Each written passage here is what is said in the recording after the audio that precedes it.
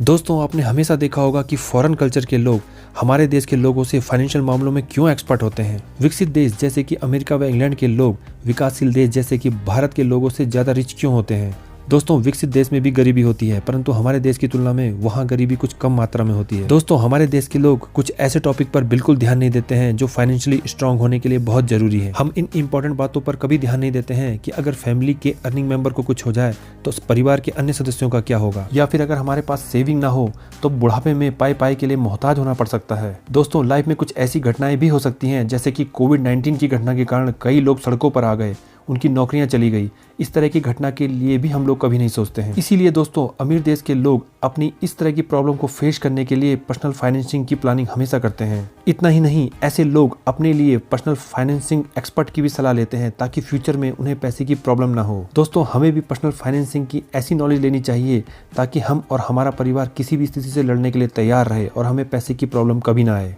दोस्तों, जानते हैं कि पर्सनल फाइनेंस के वे कौन से स्टेप हैं जो हम आज से ही फॉलो कर सकते हैं। दोस्तों, सबसे पहले नोट करें कि आपकी आज की आमदनी कितनी है और आने वाले सालों में आपकी आमदनी कितनी होने वाली है। आपको ये भी पता होना चाहिए कि आपने कितने लोगों को ऋण दिया है और उस पैसे के आने की संभावना कितनी है और आपके ऊपर कितना ऋण है। ये सारी चीजें आपको पता होनी चाहिए। दोस्तों, आपको ये भी पता होना चाहिए कि आपका आज का खर्चा कितना है और भविष्य में आने वाले खर्चों की ब्यौरा भी आपको पता होना चाहिए। इन बेसिक जानकारी से आपको आइडिया हो जाएगा कि आपकी आज की फाइनेंशियल स्थिति क्या है। दोस्तों, इसके बाद आपको अपने फाइनेंशियल टारगेट बनाने चाहिए।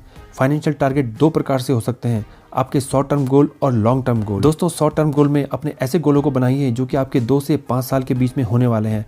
हो सकता है कि आपको एक गाड़ी लेनी हो या आपका कोई ऐसा फंक्शन आने वाला हो जो कि आपके लिए बहुत ज़रूरी है। तो इस तरह के गोल के लिए आपको अपने शॉर्ट टर्म गोल बनाने चाहिए और उसके हिसाब से इन्वेस्टिंग करनी चाहिए। लॉन्ग टर्म गोल में आपको अपने 10 से 20 साल के बीच में जो भी आपके खर्चे होने वाले हैं उसके रिगार्डिंग आपको गोल बनाने चाहिए।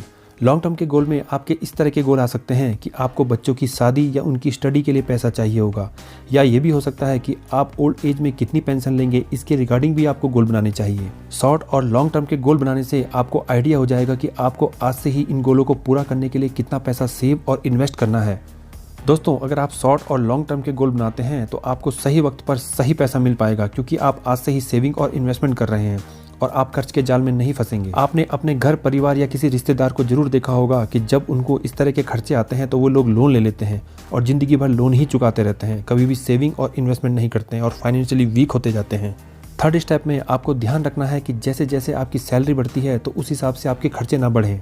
हम में से अधिकांश लोगों की जैसे जैसे सैलरी बढ़ती है तो उनका लाइफ स्टाइल भी बढ़ता जाता है और उनके खर्चे उसी हिसाब से बढ़ते हैं। इसलिए कभी भी अपनी सैलरी के साथ साथ अपने खर्चों को ना बढ़ने दें। जब भी आपकी सैलरी बढ़े तो अपनी इन्वेस्टमेंट को बढ़ाइए, ना कि खर्चों को।